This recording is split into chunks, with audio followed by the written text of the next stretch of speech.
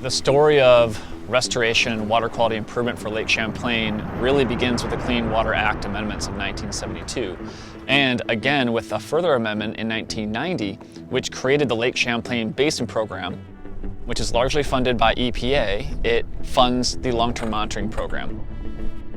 The long-term monitoring program has been operated in much in the same way as it was when it started in the early 1990s. There are 15 lake sites.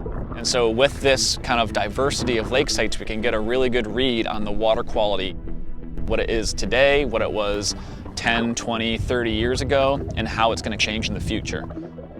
To complement those 15 in-lake sites, we also have currently 21 tributary sites. So these are the main rivers that are contributing water, sediment, nutrients, and other potential pollutants to the lake.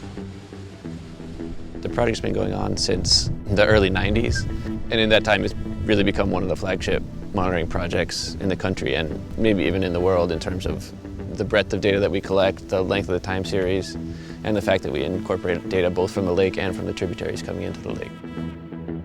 I think many people are aware of phosphorus being an issue in the Lake Champlain Basin, and the phosphorus data that we collect as part of the long-term monitoring project is the key piece in that puzzle in terms of understanding what's coming into the lake, how it's cycled within the lake, and ultimately for targeting actions to try to improve areas where there may be phosphorus coming off the landscape.